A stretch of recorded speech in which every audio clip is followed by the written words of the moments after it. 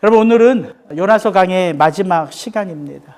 여러분, 하나님을 향하여 멈추지 않는 그 분노를 다 쏟아부은 요나에게 과연 이 요나서 4장을 마무리하며 어떤 은혜가 예비되어 있는가 함께 한번 살펴보기를 원합니다. 우리 6절부터 8절. 하나님 여호와께서 박농쿨을 예비하사 요나를 가리게 하셨으니 이는 그의 머리를 위하여 그늘이 지게 하며 그의 괴로움을 면하게 하려 하심이었더라. 요나가 박농쿨로 말미암아 크게 기뻐하였더니 하나님이 벌레를 예비하사 이튿날 새벽에 그 박농쿨을 갉아먹게 하심에 시드니라. 해가 뜰 때에 하나님이 뜨거운 동풍을 예비하셨고 해는 요나의 머리에 쪼임에 요나가 혼미하여 스스로 죽기를 구하여 이르되 사는 것보다 죽는 것이 내게 나으니이다 하니라. 니느웨 땅이 내려다 보이는 그 동편 언덕에 요나가 초막을 짓고 요나는 그 분노하는 마음을 다스리며 하나님의 손길을 바라봅니다. 그러나 여러분, 요나는 지금 돗자리를 펴놓고 시원한 에어컨 바람을 맞으며 마치 월드컵 축구 경기를 관람하는 것처럼 그렇게 좋은 형편이 아닙니다. 왜냐하면 요나가 지금 있는 니느웨 땅은 중동 지역이에요. 메소포타미아 북부 지역, 광야 한복판입니다. 한여름 대낮에는요 50도가 넘는 그런 온도예요. 뜨거운 동풍이 부는 그런 환경 속에 요나는 허헉대며 있는 것이지요. 그런 요나를 위하여 하나님이 첫 번째로 예비하신 것은 오늘 본문에 보니까 뭡니까? 하나님 여호와께서 박농쿨을 예비하사 요나의 머리를 가리게 하셨으니. 여러분, 이게 하나님의 마음이에요. 얼마나 요나가 좋았으면 그 분노하는 와중에서도 요나는 그 박농쿨로 말미암아 크게 기뻐하였다. 기쁨을 느꼈다는 거예요. 그 분노하는 요나가. 그런데 또 이어서 어떤 일이 벌어집니까? 하나님이 벌레를 예비하사 이튿날 새벽에 그 박농쿨을 갉아먹게 하심에 그 박농쿨은 시들었고 뜨거운 동풍을 불게 하사 해가 뜨니까 그 동풍으로 말미암아 그 강렬한 태양이 요나의 머리에 내리쬐게 하셨다는 거예요. 요나는 정신이 혼미해졌다 말합니다. 그러니까 요나가 또 외치지요. 힘없이. 아마도 그는 분명 이렇게 외쳤을 거예요. 그럼 그렇지. 내게 무슨 사치랴. 이 더러운 놈의 세상. 이건 요나가 직접 한 말은 아닙니다. 제가 각색한 거예요. 이 더러운 놈의 세상. 사는 것보다 죽는 게 나으리라.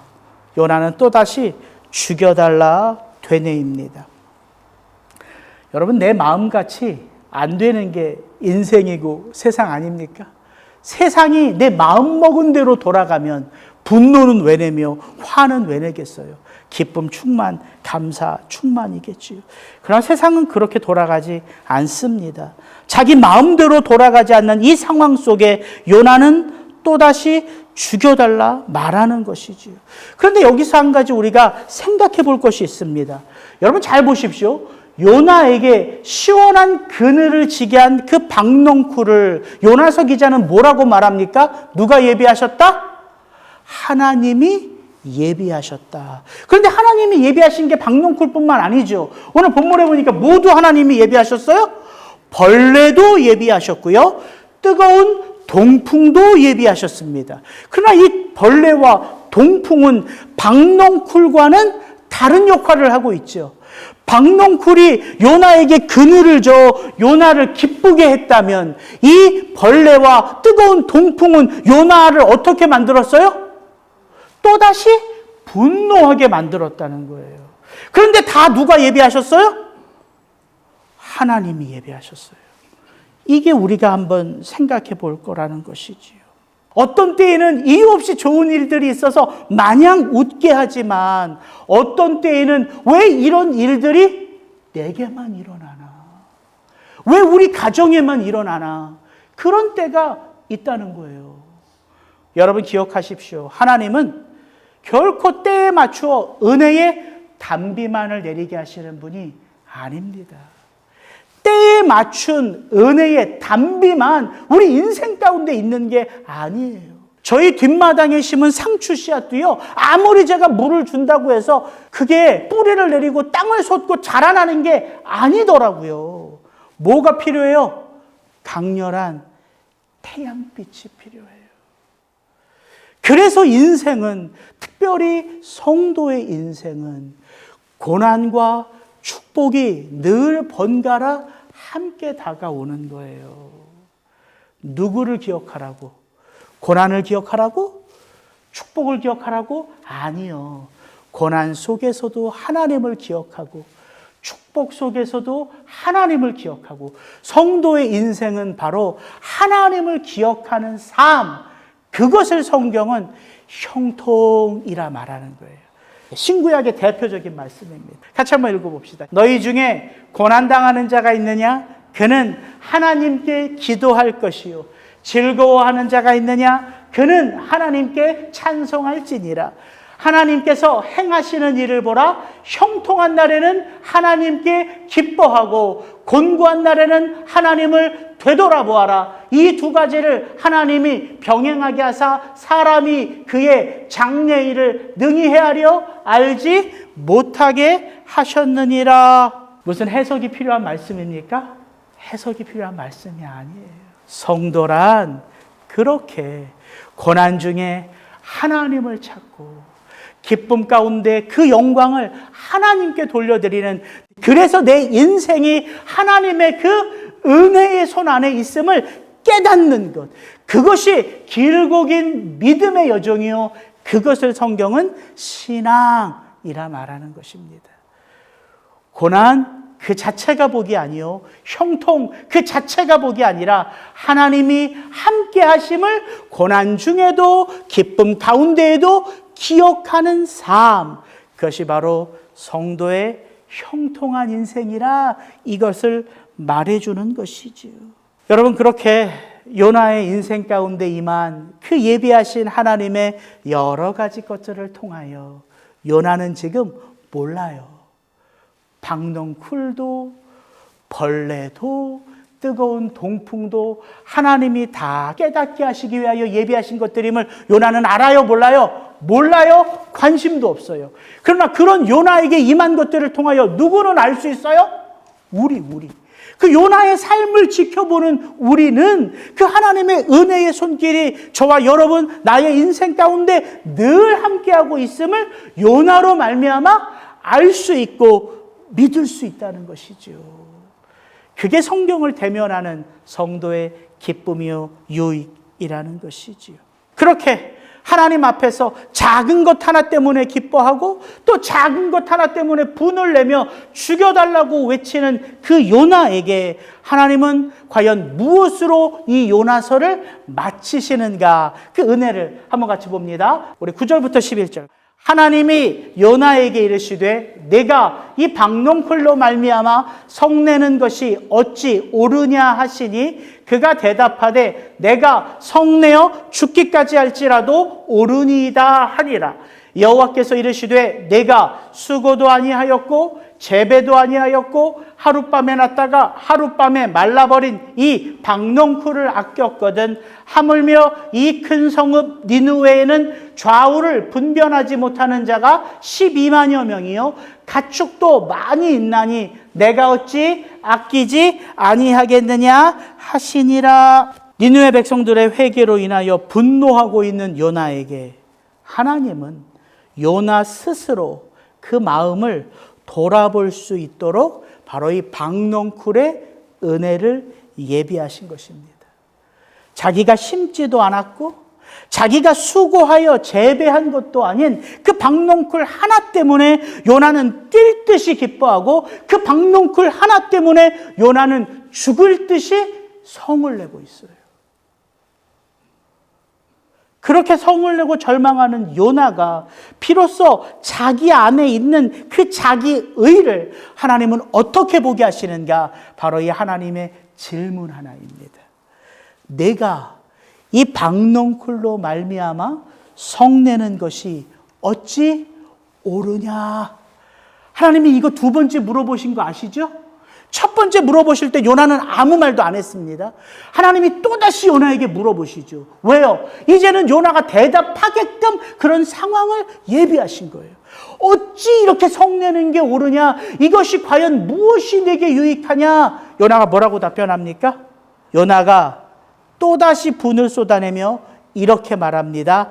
내가 성내어 죽기까지 할지라도 옳으니이다.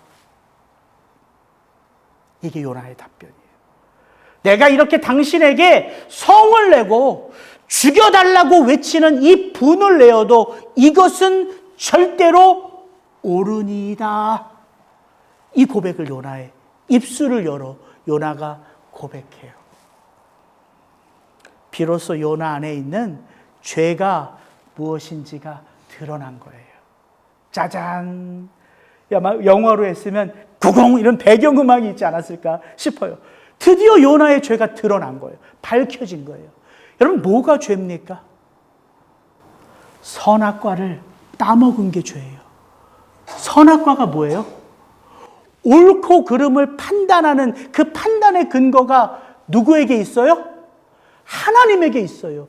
근데 인간이 그 선악과를 따먹고 이제는 옳고 그름을 판단하는 자가 누구도 될 수 있다? 나도 될 수 있다. 여러분, 그게 죄의 뿌리예요. 여러분, 성경이 말하는 죄는 창세기부터 요한계시록까지 많은 게 아닙니다. 많은 죄의 목록이 있지요. 그러나 죄의 뿌리는 하나예요. 하나. 나. 자기의. 내가 옳고 그름을 판단하는 주체다. 이렇게 생각하는 게 죄라는 거예요. 하나님이 그 죄를 보게 하신 거예요. 고백하게 하신 거예요. 여러분, 이게 하나님이십니다. 그리고 비로소 하나님은 하나님의 말씀을 받아 그 사명을 감당해온 요나가 마치 자기가 하나님인 것처럼 그렇게 말씀을 받아 그 말씀의 사명을 감당한 자가 어느덧 그 말씀의 자리에 내가 서 있는 거예요. 옳고 그름을 내가 판단하는 거예요. 하나님이 하신 것까지 내가 판단해요. 그게 죄인 것을 하나님이 보게 하는 것이죠. 그리고 하나님은 부드럽게 당신의 마음을 드러내세요. 여러분, 이게 기가 막힌 것입니다. 요나의 마음속에 죄가 드러나니까 요나를 향한 하나님의 마음도 드러나요. 뭐라고 드러나요? 이렇게 드러나요. 내가 이 박농쿨을 그렇게나 아꼈거든. 하물며 이 큰 성읍 니느웨에는 좌우를 분별하지 못하는 자가 12만여 명이요 가축도 많이 있나니 내가 어찌 아끼지 아니하겠느냐. 내가 어찌 아끼지 아니하겠느냐. 이게 하나님의 마음이에요. 여러분, 이 한마디가 요나서 전체를 관통하고 있는 주제입니다. 핵심이에요. 이번 주 월요일 아침 새벽에, 월요일은 푹 자도 되는데 사실은 그 월요일 같은 때는 또 눈이 일찍 떠져요. 눈이 일찍 떠지면서 이제 요나서가 마지막이니까 제목이 정해진 게 이 목사들은요 너무 감사해요. 제목이 탁 나오면요 그 설교 내용이 다 나온 거나 마찬가지거든요. 눈을 탁 감고 내가 어찌 아끼지 아니하겠느냐. 요게 제목이다 딱 생각하니까요 저도 모르게 첫 번째, 두 번째, 세 번째 대지가 팍팍 떠올랐어요. 설교 주제가 다 떠올랐다는 거예요. 이번 주 설교가 월요일 날 새벽에 다 떠올랐어요. 하나님이 이 요나서 1장부터 4장까지 도대체 무엇을 아끼셨고 도대체 당신이 무엇을 아끼셨는지를 우리 가운데 드러내셨습니까? 여러 가지가 있겠지만 설교는 주로 3대지니까 세 가지를 딱 생각하면 뻔해요, 답이. 생명, 마음, 삶이에요. 요 세 가지를 아끼셨어요. 여러분, 우리는 자꾸 신앙이란 이런 것으로 오해합니다. 신앙이란 어떻게든 내 마음, 내 감정, 내 생각을 하나님이 알게 하시는 것을 신앙, 믿음이라고 생각해요. 내 마음, 내 생각, 내 감정. 왜냐하면 우리가 늘 사람들과 대화할 때, 우리가 늘 사람들과 무엇인가를 함께 할 때 그 사람이 나의 무엇을 알아주기를 바라요? 내 생각, 내 감정, 내 마음이에요. 근데요, 상대방도 마찬가지 아니겠습니까? 상대방도 나와 대화할 때는 목사님이 내 마음, 내 감정, 내 느낌을 알아주기를 바라죠. 그래서 사람과 사람의 대화, 사람과 사람의 만남은 늘 텐션이 있습니다. 왜? 서로 알아주기를 바라거든요. 요나가 왜 분노합니까? 하나님이 내 마음을 몰라주셨기 때문 아닙니까? 하나님이 내 감정과 이입이 안 됐기 때문에 요나는 그 하나님 앞에 분노하는 거 아닙니까? 근데 여러분, 요나서 1장부터 4장까지를 한번 돌이켜 생각해 보십시오. 하나님이 요나의 생각, 요나의 감정, 요나의 느낌을 모르셨을까요? 아셨어요. 하나님은 요나가 니느웨로 가라는 명령에 돌이킬 것을 아셨습니다. 그래서 요나가 다시스로 가는 배를 타자 그 바다 가운데 뭐가 임해요? 큰 폭풍이 임하잖아요. 큰 바람이 임합니다. 하나님은 제비가 요나에게 뽑혀도 요나가 그 제비가 뽑혀서 내가 범인이다 알아도 요나가 회개하지 않을 것을 아셨을까요? 모르셨을까요? 아셨어요. 요나 고집 있거든요. 한 손가락 하거든요. 제비가 요나에게 뽑혀도 요나는 회개 대신 뭘 선택할 것이다? 저 바다 깊은 곳으로 뛰어내릴 것이다. 요나가 뛰어내린 그 바다 밑에 뭐가 먼저 착 하고 와 있어요? 큰 물고기. 하나님이 아셨다니까요. 하나님이 니느웨 백성들이 회개하면 요나가 분노할 것을 아셨을까요? 모르셨을까요? 아셨어요. 성경에는 안 나오지만 아셨음이 분명합니다. 왜냐하면 하나님이 요나에게 분노로 대하지 않으시거든요. 그건 이미 다 아셨다는 거예요. 네가 분노할 걸 내가 다 알았어. 하나님이 뭘 준비하세요? 박농쿨, 벌레, 뜨거운 동풍을 예비하시잖아요. 여러분, 신앙은 하나님에게 내 생각, 내 감정, 내 필요, 내 느낌을 알게 하는 게 신앙이 아닙니다. 하나님이 다 아세요. 구하기 전에 너희에게 있어야 할 것이 무엇인지 나 여호와는 아느니라. 그러면 신앙은 답이 뻔하지요. 하나님에게 내 무엇을 알게 하는 게 신앙이 아니라 신앙은 오히려 그 반대입니다. 나의 모든 것에 대하여 다 아시는 하나님도 누구에 대하여? 나에 대하여 갖고 계신 마음이 계세요. 그럼 신앙은 뭐예요? 나를 향한 하나님의 그 마음을 헤아려 드리는 것. 여러분, 이게 신앙이에요. 그래서 하나님을 아는 것으로 구원 못 받습니다. 하나님이 나를 아셔야 구원을 받아요. 거기서부터 우리 믿음의 길은 시작되거든요.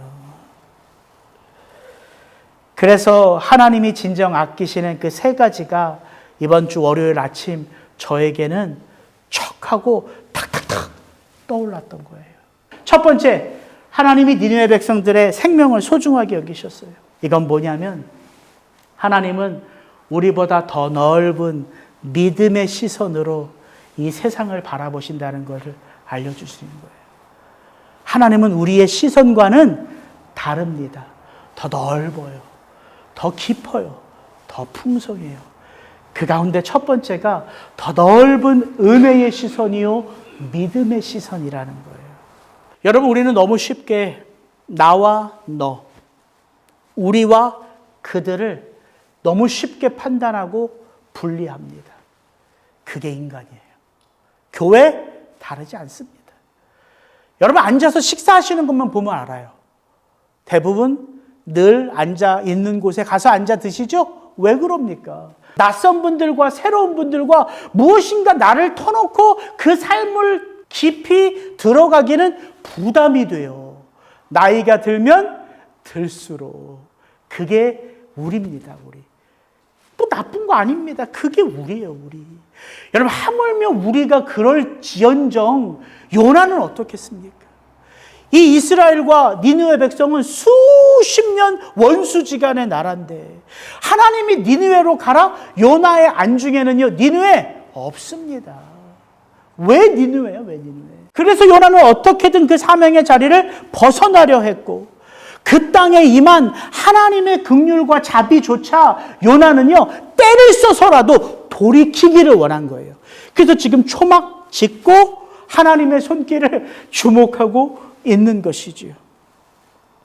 그리고 어찌 보면 요나의 마음속에는 선지자의 이 선견 지명이 있었던 거죠. 그래서 제가 지난주에 설교했잖아요. 하나님, 이 니느웨 백성을 용서하시면 언젠가는 이 백성이 우리를 삼켜버릴 수 있습니다. 하나님 책임지실 수 있어요? 이게 요나의 마음이었던 거죠.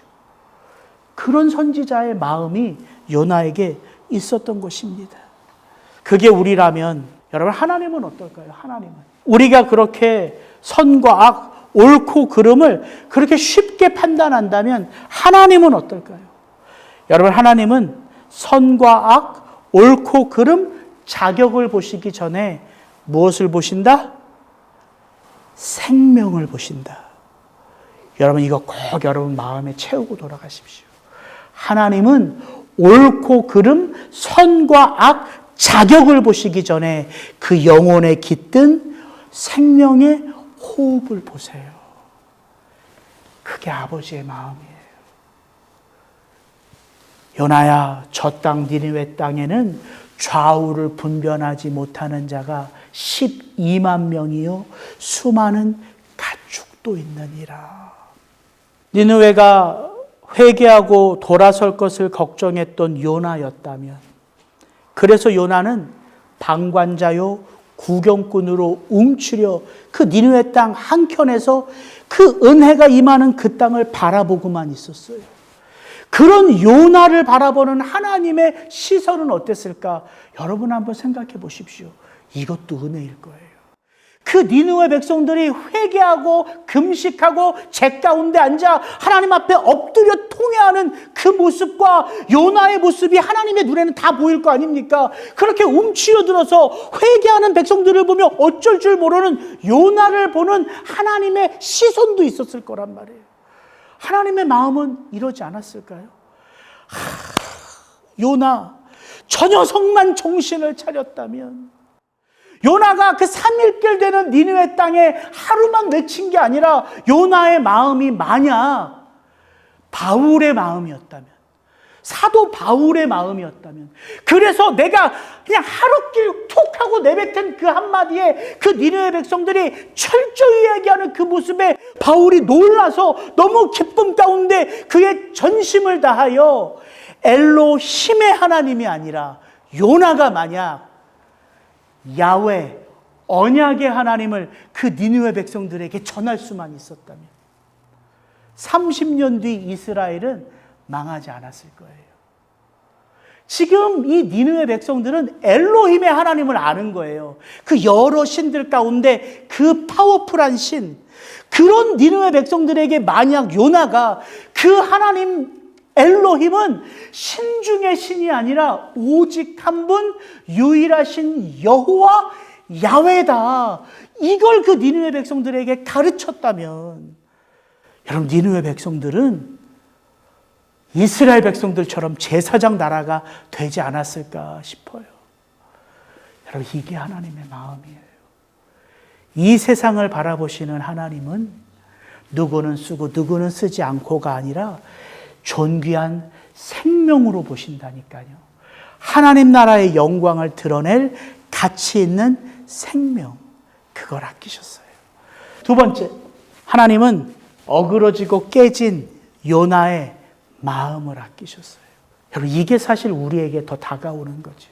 여러분 만약에 하나님에게 있어서 진짜 중요한 게 사역이고 프로그램이고 부흥이고 성취라면, 하나님이 그걸 중요하게 보셨다면 니느웨 백성들의 회개, 니느웨 백성들의 부흥, 그 프로그램, 그 성취가 하나님에게 진짜 중요했다면 사명 거스리고 도망친 요나 같은 선지자, 사명 완수하고 분노하는 요나 같은 선지자는 하나님 안중에 없었을 거예요. 내치면 그만이에요. 아모스, 호세아 선지자 많습니다. 근데 하나님은 누구도 중요해요? 요나도 중요해요. 그 깨어진 상태의 요나, 그 어그러진 마음의 요나, 괜히 하나님께 분노하는 요나도 하나님에게는 중요하다는 거예요. 이게 사실 우리에게 더 와닿지요. 그게 오늘 우리의 모습 같으니까. 여러분, 사역, 성취, 업적이 중요하지 않습니다. 그 한 영혼의 깨어진 그 마음이 중요해요. 그 마음을 돌이키시고 그 마음에 화평이 임하고 그 마음에 기쁨이 가득하기를 하나님이 원하신다고요. 그런 의미에서 신앙의 길이란 하나님에게 내 마음, 내 감정, 내 생각을 어떻게든 알게 해드리는 것이 아니라 나를 향한 하나님의 그 마음을 아는 거예요. 저희 어머님이 96세십니다. 이제 사실 내일 하나님께 가셔도 이상하지 않아요. 그런 어머니에게 제가 매일같이 전화를 드리면서도 제일 안타까운 게 뭐냐면 내가 맡은 교회가 부흥해. 이거를 제가 꼭 어머님 살아생전 말씀드리고 싶은 거예요. 그렇게 기도하는, 우리 교회 성도가 누군지도 모르지만 우리 교회를 위하여 기도하는 그 어머님에게, 엄마 막내 아들이 엄마 기도 때문에 이렇게 사역을 잘 감당하고 있어. 우리 교회 날마다 부흥해. 기독교 방송국에서 인터뷰 왔어. 너무 부흥한다고, 너무 목회 잘한다고.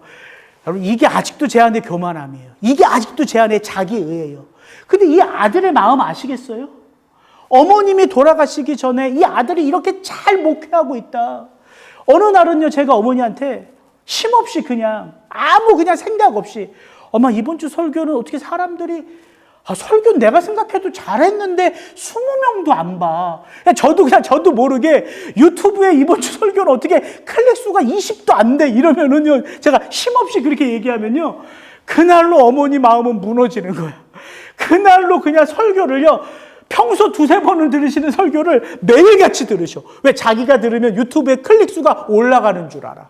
그리고 자기가 클릭을 하면 계속해서 이 라이크 있죠? 이게 올라가는 줄 알아. 그리고 형들한테 전화해.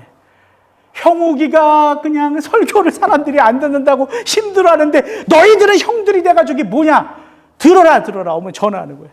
그러면서 어머님이 저한테 그러신 거야. 형욱아, 내가 라이크를 계속 눌러도 안 올라간다는 거야. 여러분 아시죠? 한 번 누른 라이크를 또 누르면 어떻게 돼요? 없어져요. 다시 누르면 하나 돼요. 또 누르면 없어져요. 이거 하신 거야, 이거. 그래서 제가 엄마한테, 엄마는 한 번밖에 못 눌러. 이러니까 그때 비로소 알고, 그때 비로소 어머님이 포기하셨어. 형우가 라이크가 뭐 그렇게 중요하냐. 이게 요즘에는 이래.